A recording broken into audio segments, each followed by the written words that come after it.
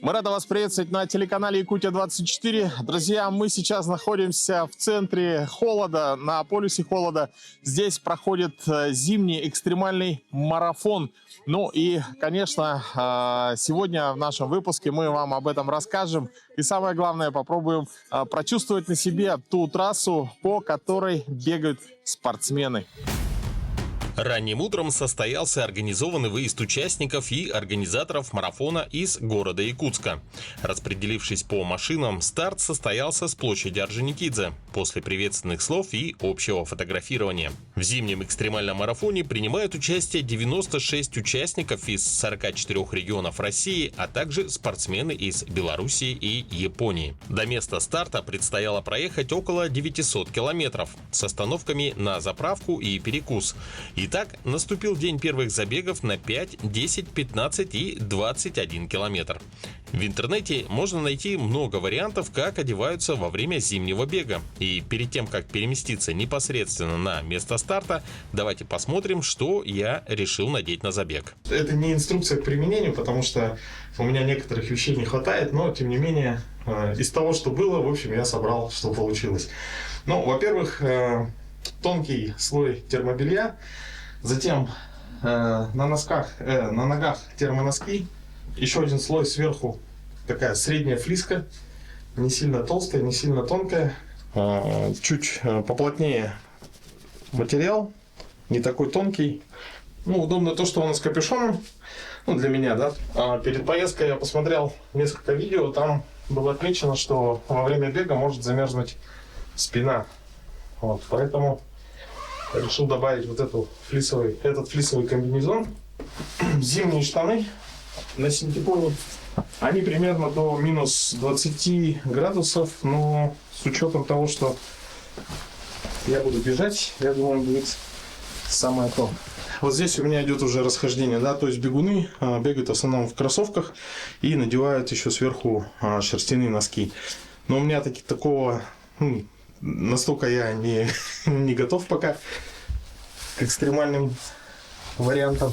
Поэтому стандартные такие трекинговые зимние ботинки. Следующий слой — это уже флисовая кофта.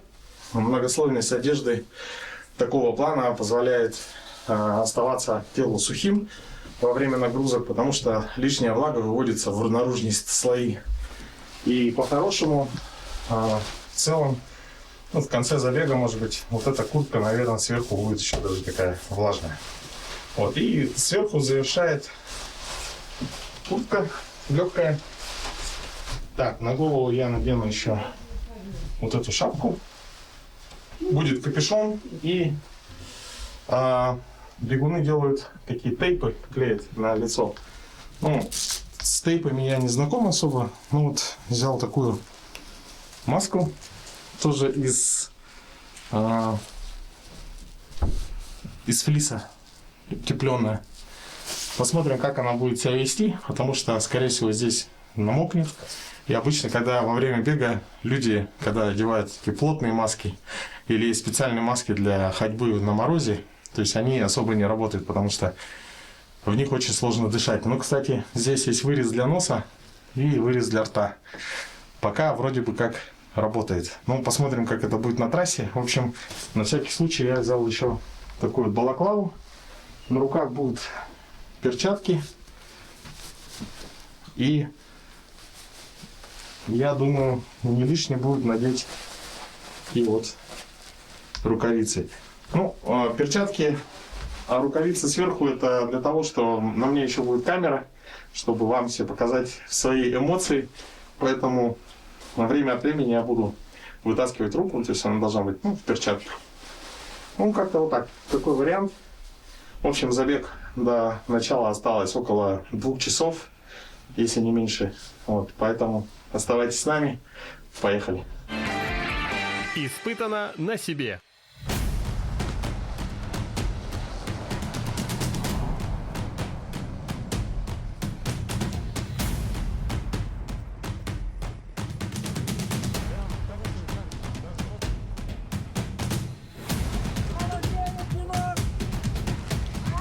Сейчас у нас готовятся участники, которые бегут 5, 15, 21 километр и 10 километров уже на старте. Здесь очень живописная местность, где всегда проходит фестиваль «Полюс холода». Достаточно большое количество участников. Ну и сегодня, можно сказать, такой первый день соревнований. Сейчас буквально в течение 5 минут все спортсмены выдвинутся и будут бежать по своим дистанциям.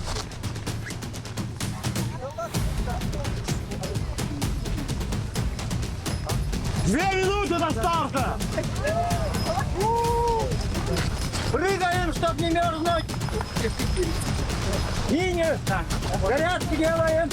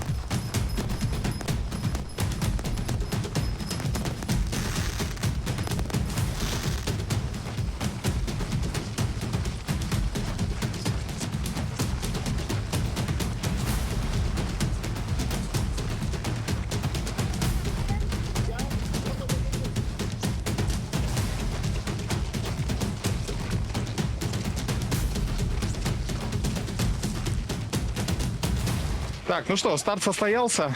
Старт первого дня. Ну, так как у нас передача называется «Испытываем на себе», то нужно тоже испытать на себе трассу. И сейчас я попробую как бы изнутри все показать. Ну и, соответственно, пройтись пешком или пробежаться трассу, ну, около 5 километров, я думаю, получится. Посмотрим. Все, поехали. Так, часики запускаем. Тренировка началась. Побежали. Забыл надеть маску, ну ладно, сейчас по дороге надену.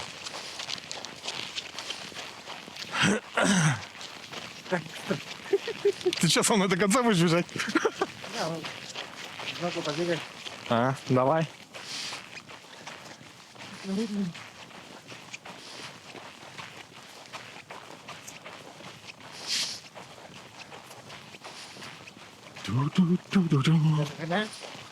Я вижу.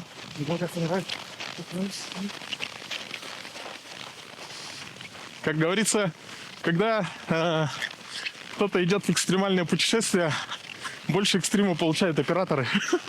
Вот человек бежит, одной рукой держит стедикам и снимает меня. А я уже устал. Фух.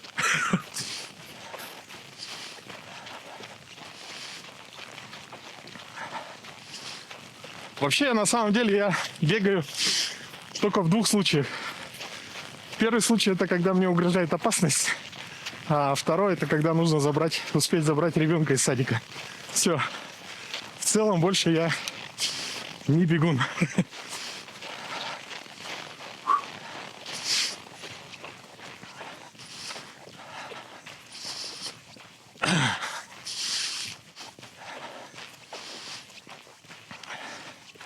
Тренировки 1.0. Анаэробное восстановление. Ого, пульс поднялся. Пройдемся пешочком.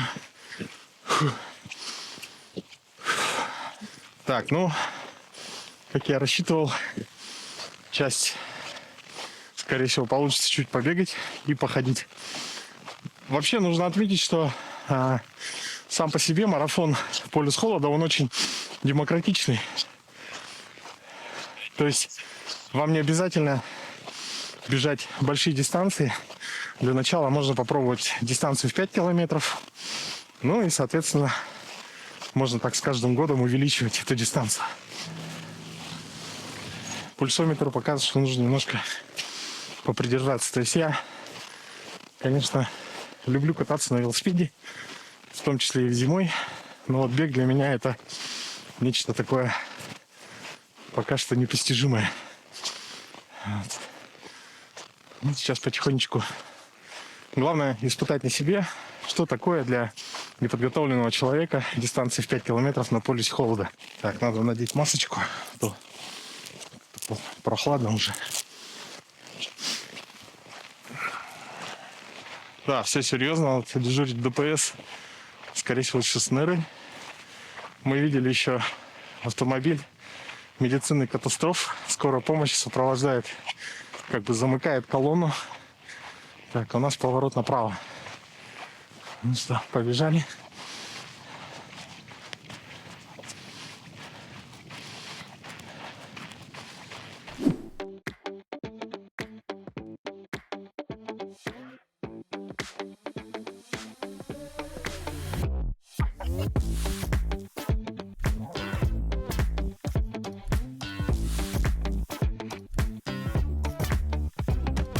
Сначала очень трудно было, половина. Потом втянулся, потому что, видите, переезды, что я очень далеко ехал, значит, с Архангельской области в Москву, с Москвы, значит, Ленинград, Новосибирск.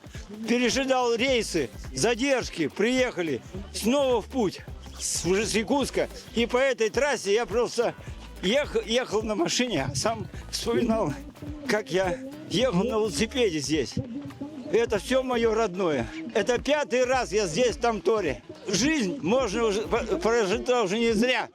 Вот когда же я хочу сказать.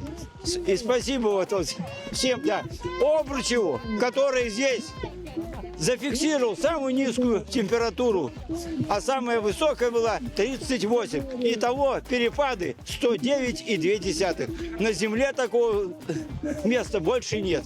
Спасибо. У вас святая земля. Спасибо большое. Спасибо. Я сейчас понял, что я забыл рукавицы. Ну ладно. Надеюсь.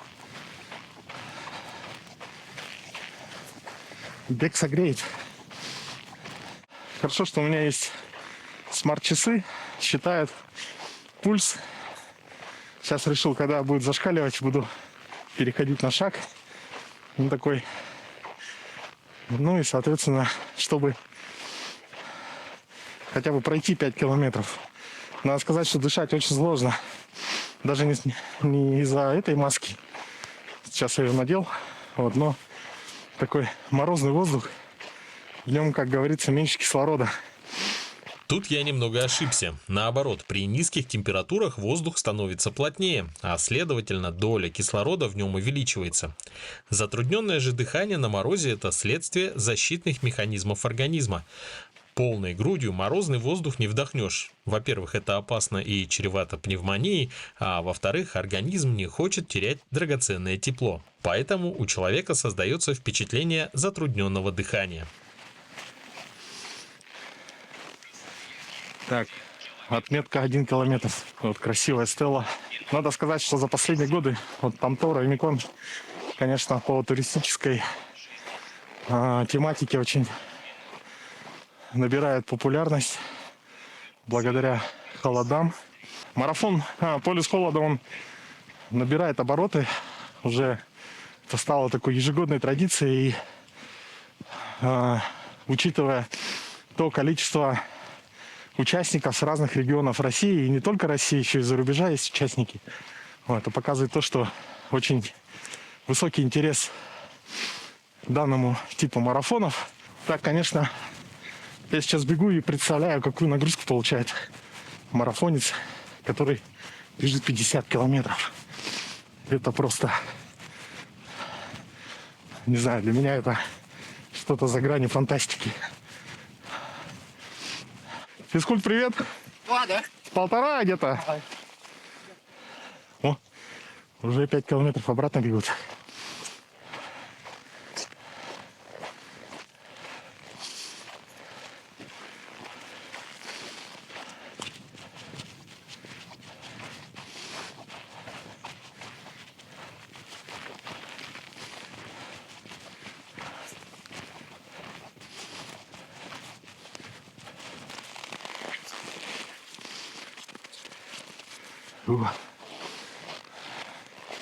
Я даже не могу найти свой темп такой,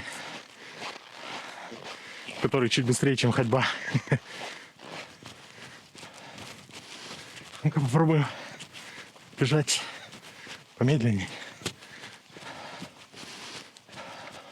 10 километров.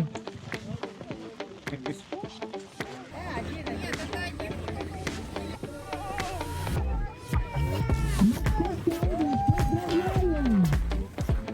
22. Встречаем.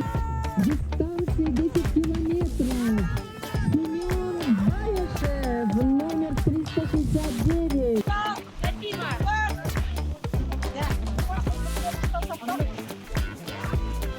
Екатерина, можно ваши впечатления от забега? Ой, самые лучшие. Я это сделала. Сколько вы готовились? А? Сколько Ну, готовились? я постоянно бегаю. Уже третий раз участвую. В прошлом году пробежала полумарафон. Классно, так хорошо у вас дышится без ветра этого питерского. Вот, прекрасно. Я бы сюда еще вернулась. Спасибо тебе. Спасибо тебе, что ты заявила, что ты поддержала марафон. Молодец. Санкт-Петербургу, ура!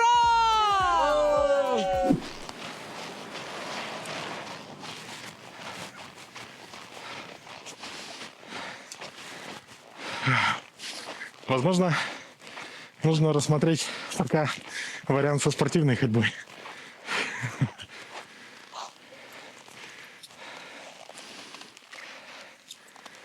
О, болельщики. Здравствуйте. Здравствуйте. За кого болеете? За всех. За всех, молодцы. Ой, мне кофе. Отлично. Молодцы. Давай, молодец, молодец. Спасибо за поддержку.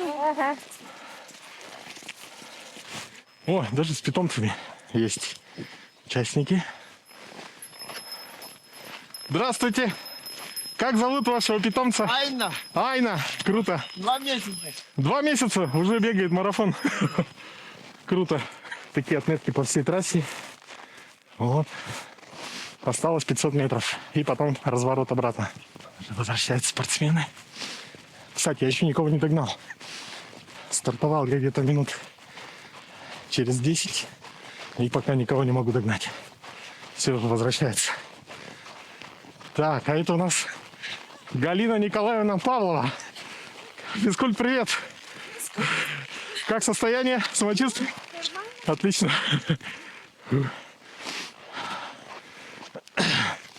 Да, надо отметить, что компания Кирге является партнером марафона, поддерживает такое, на самом деле, грандиозное событие. Не просто поддерживает, а еще и участвует сами участвуют в забеге, чтобы прочувствовать это.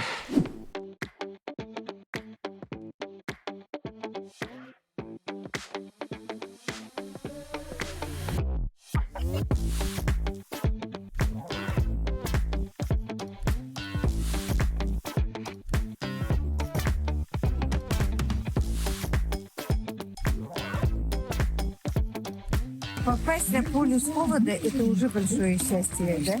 И пробежать 5 километров, то есть, ну, я сильно, конечно, не бежала.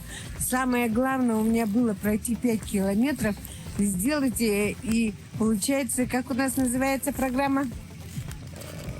Программа «Минимум». Испытано на себе. Главное испытать мне себе, как это. Мы ювелирный дом Керки пропагандирует полюс холода. Мы поставили в Войниконе стеллу минус 71,2. И сейчас у нас мы выиграли грант Министерства финансов на постановку стеллы минус 71,2 столицы полюса холода, чтобы в Якутске могли люди фотографироваться и сказать, что они находятся в полюсе холода. Не каждый может приехать сюда, в Войникон, побывать на полюсе холода. Когда мы ехали, какая необыкновенная красота, какие горы. И вообще организация, пропаганда вот этого бега полюса холода, конечно, это надо пропагандировать, чтобы приехали туристы. Из 44 регионов приехали к нам вот на этот пробег, то, что организовали. Вообще такие молодцы, энтузиасты. И то, что у нас вообще участников, 96 участников. С каждым годом все больше и больше. На будущий год еще больше будет народу. И это же здорово.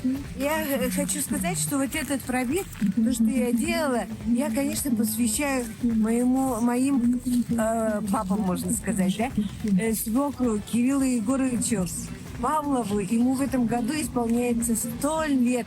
Он ветеран Великой Отечественной войны. Он играет, вернее, работает на компьютере. Он водит машину. Вообще такой молодец.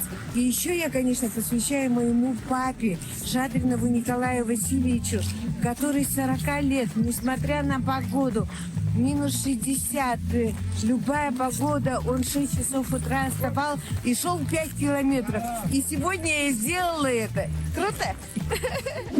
Но на самом деле я сейчас чувствую, что у меня просто жар изнутри. Очень жарко. В целом нормальную одежду подобрал для моего именно темпа. То есть и не сильно тепло оделся и, соответственно, не сильно холодно. Мне сейчас, в целом комфортно. То есть нет никаких каких-то таких дискомфортных ощущений. В целом даже вот руки в тонких перчатках эти покрываются инеем, но внутри сухо. Вот, в целом так и работает термобелье, несколько слоев. То есть он позволяет вам тело оставлять в таком сухом состоянии, в комфортном. Так, вижу палатку. Здравствуйте. Эту водичку можно попить, да? Да. Спасибо. А меня можно не отвечать, я не снимаю. Как дежурство? Завтра тоже будете? Класс. То есть такие палатки стоят через каждые, по-моему, 5 километров и 2. Здесь теплый чай, да? Вода. Можно погреться, переодеться, да? Вот. Это дорога на Эмикон. До Эмикона еще где-то 30. Нет. 40 отсюда. Да. Здесь 2,5 километра. Ой, спасибо большое. Спасибо. Давайте успехов. Так, ну что, двигаемся обратно. Побежали. Водичка дает сил. Очень приятно. Я представляю, что, конечно, ты бежишь марафон на холоде и знаешь, что через каждые 5 километров можно погреться. Ну, если нужно, восполнить свой гидрационный баланс и в целом, конечно, зарегистрироваться. Ну, то есть пройти регистрацию, что и прошел этот участок. Только сейчас я вот осознаю чуть-чуть такую легкость. Но легкость не в плане такой физическую, да, что знаю, что я сейчас еще раз побегу. Буду долго бежать, я устану. Вот. А легкость от ощущения, где ты находишься и по каким местам ты бежишь. Вот. Вот там находится сокровищница Чисхана. Иней. Иней не так много. Недостаточно, чтобы сказать, что во время забега было минус 72 градуса, как делают некоторые блогеры, когда снимают про наши холода. Но сегодня что-то под 40. То ли 38, где-то так. С Тамтором меня связывает очень много теплых воспоминаний, потому что здесь одно время проходили фестиваль «Полюс холода», и, соответственно, в его рамках проходил ралли-рейд «Полюс холода». Я не знаю, где-то лет 7 подряд, наверное. Я приезжал сюда в качестве организаторов, судей, судейской коллегии. Вот, и мы готовили здесь спринтерские трассы для автомобилей. Размещались в Куйдусуне. Так же, как и в целом в этой поездке. Так получилось, что сначала мы заехали даже в тот же дом, где обычно останавливаемся. Но надо отметить, что вообще раньше, чтобы доехать до Тамтора, по федеральной трассе были вот такие вот черный прижим, желтый прижим, зайчья петля. Это такие, с одной стороны, конечно, точки притяжения в плане интереса проехаться по краю обрыва. Но с другой стороны, это очень, конечно, для автодороги это очень опасные были участки. И отрадно, что сейчас мы доехали сюда за, грубо говоря, там в районе 12-13 часов. Вот, и сейчас уже федеральная трасса в целом приняла свой такой хороший современный облик. Черный прижим убрали. Едешь в основном по широкой автотрассе. Ну и, конечно, это становится таким хорошим поводом посетить полюс холода и Микон. То есть он стал более доступный. Вот. И также хотелось отметить вышки сотовой связи, которые появились сравнительно недавно. Они уже несколько лет здесь работают. Но вот в Танторе здесь есть связь 4G. Раньше, например, чтобы отправить данные, нужно было пользоваться спутниковой связью. Здесь раньше были спутниковые тарелки. Может, и сейчас есть. Вот. Но в целом это доставляло такие неудобства. Представьте, скорость такая, что у тебя там небольшой документ уходит за 30 минут, грубо говоря. Вот. В целом сейчас все гораздо удобнее стало с появлением связи здесь. Я думаю, тому подтверждение большое количество участников марафона. Вот. Так, уже приближаемся к финишу. Кстати, знаете, так можно сказать, я бы сказал, сегодняшний день это начало такого. Для начала это хорошо. То есть пробежался, прошелся для себя, не особо напрягаясь, тем более человек, если не подготовленный. Вот. И в целом у каждого человека есть возможность приехать на марафон «Полюс холода», испытать себя, пробежаться 5 километров и поставить такую галочку. Вы не только побываете на полюсе холода, но еще и пробежите такой самый экстремальный, самый холодный марафон в мире. Вот так.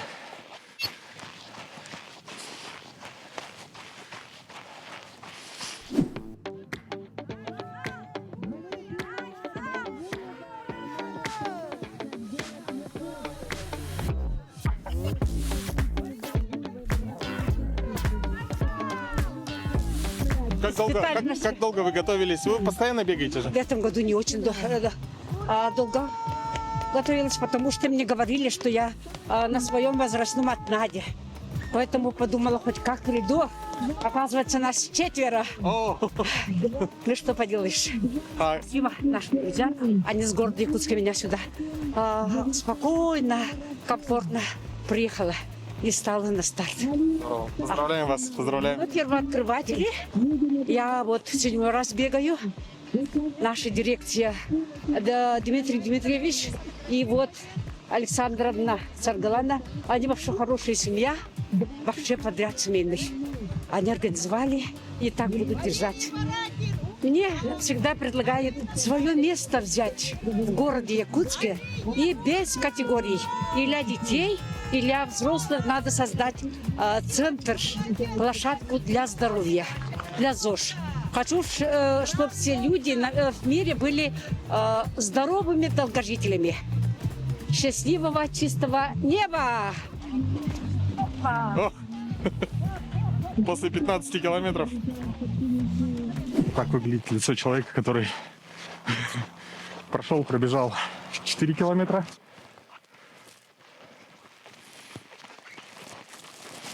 Подводя итог, уже приближаясь, в целом по экипировке не прогадал. Вроде все комфортно.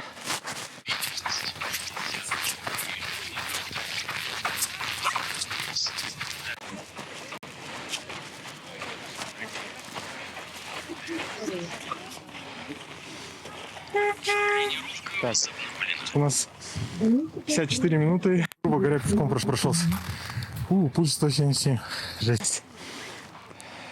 Тренировка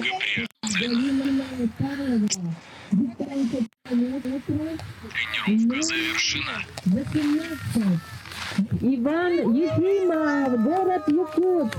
Дистанция 10 километров, возрастная категория от 26 до 30.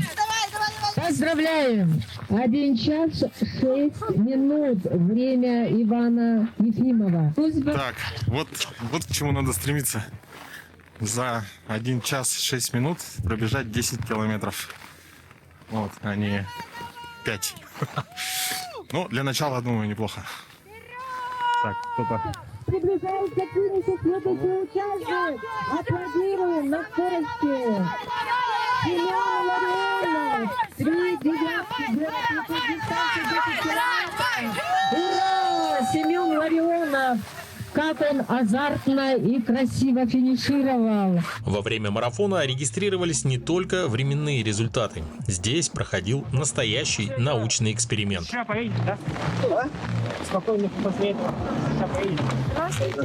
А можно тоже процесс снять? Давайте, да? Спасибо. С мастерами трудно соревноваться. Второй номер. Что второй, это, конечно, приятно. Да. Очень хорошо, молодец. Как у вас ощущения? Ох, да нормально. Ну, радовало то, что второй. Да. Не думал, на самом деле. Тут столько мастеров местных. Что надо делать? Поздравляем.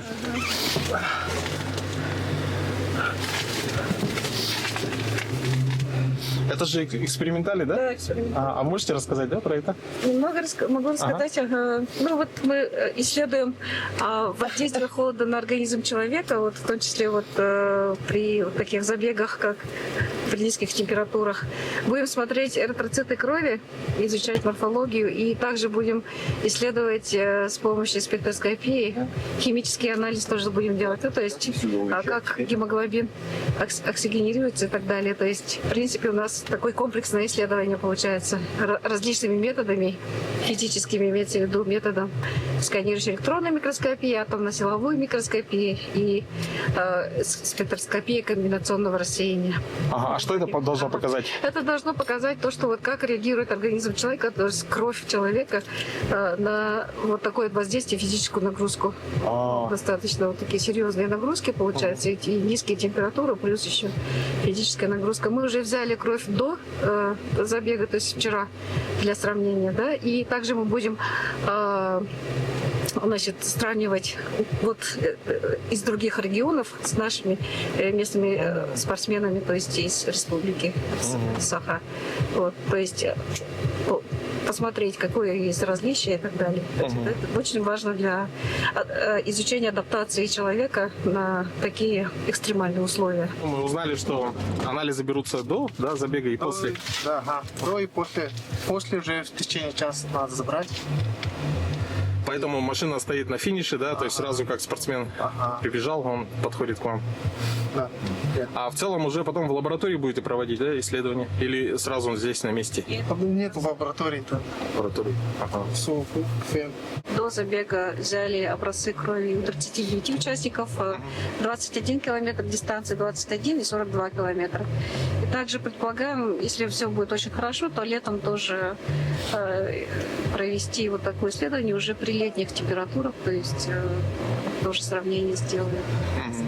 А так это продолжительное исследование, потому что несколько видов методик, используется высокотехнологичное оборудование, и это не так быстро делается, поэтому, в общем-то, я думаю, что ближе к концу июня у нас результаты будут.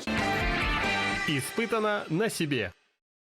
Также здесь около финиша находится вот такая вот очень уютная, теплая, главная, палатка, где можно погреться, попить горячий чай с сахаром и немножко восстановить свои силы. Вот, мы сейчас видим спортсменов, которые прибежали. Вот буквально. Да, тоже снимаем. Вот еще даже не растаял усы, да?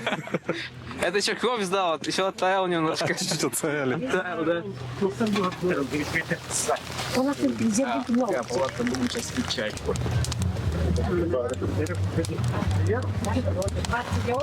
Все высохло? О, высохла. Можно одеваться. Ой, а и шапка замерзла, можно вот так ставить ее. Так, а вы, смотрю, всю одежду сушить повесили? Да, поэтому и вышел. Не из-за того, что там сфотографироваться там или это, а просто из-за того, что жарко было и вспотел сильно. А как я мокрую одежду одену? Ну никак. Вот, а взял теплую одежду, жарко сильно у вас. Жарко, да. Да. Так что вот так. Так, можно сказать. Курорты Альмеконского края. Да, курорты Альмеконского края. Пропагандирую, приглашаю. Сейчас выглядит, как будто в бане находимся. Да. Кстати, Почему мы все одеты? Здесь вот контраст, да? Да. Вот человек полностью только что финишировал. А здесь, можно сказать, топится банька. А так сменной одежды нет, что ли, у вас? Я теплую куртку взял, я думал, как бы не сильно вспотею, а жарко очень было. Вот. Но я перезаписался на 15 километров. И перезаписался из-за того, что захотел больше понаблюдать за вашим краем, посмотреть, потому что часть трассы идет через поселок, а после где-то 7 километров там лесочек, и мне хотелось его посмотреть, потому что пешком я вряд ли пойду, 40 километров я точно не побегу. И от 10 до 15 отличается очень мало трасса. 15 километров я раньше бегал и записался на другие 15, но здесь я поверил в себя, прибежал, и я считаю, что стоит для того, чтобы посмотреть трассу, не для того, чтобы какие-то победы были, регалии, а надо просто пробежать и посмотреть, что вокруг тебя происходит. Для этого люди сюда едут. Супер. Ура! Супер. Ну, вы уже вписаны в историю, думаю, человек, который ходит без футболки. Спасибо. С одним номером. Да. Все, поздравляю вас. Да, спасибо.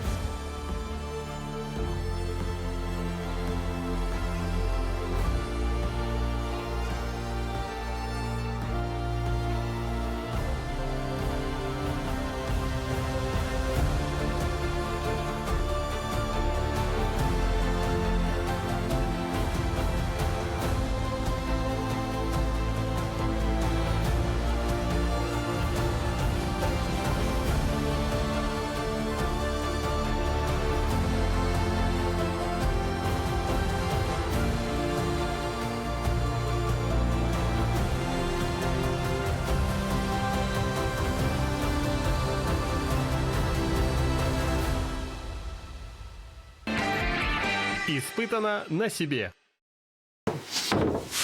Так, ну что, сейчас мы уже вернулись к себе домой, взяли немножко еды. Вот, хотелось бы показать вам. Вот эту сумку я носил, то есть на спине. Видите, она мокрая, то есть куртка снаружи вся такая влажная. И вот в чем плюс многослойности одежды и почему вот бегуны, допустим, бегают в нескольких слоях. Соответственно, здесь вот, допустим, под этой курткой вот этот слой чуть-чуть влажный. Следующий слой уже по суше.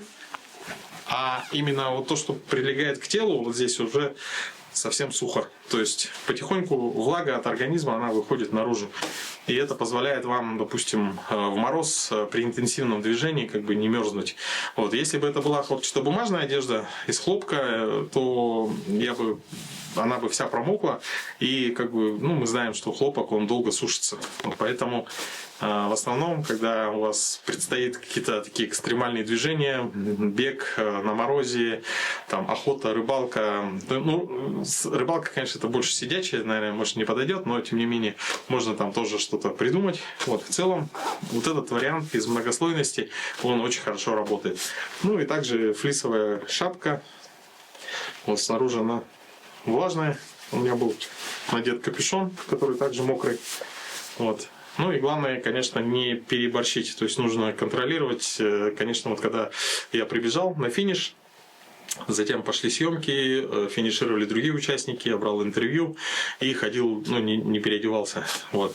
Уже чувствовалось, что еще немного и можно уже немножко начинает замерзать. Вот. А так в целом при активном движении вариант очень хороший, рабочий. Ну и в целом, я думаю, бегуны плюс-минус примерно так и одеваются. Конечно, меня вызывают вопросы их очень тонкие брюки, которые они одевают сюда. Вот. Интересно, из какого они материала и как вообще там это все работает. Но, по крайней мере, мой вариант сработал нормально для меня, для моего бега, для прохода трассы. Вот, так что я доволен в целом и просто под огромным впечатлением. Но еще впереди у нас, конечно, мы с вами посмотрим, как побегут завтра участники на длинные дистанции.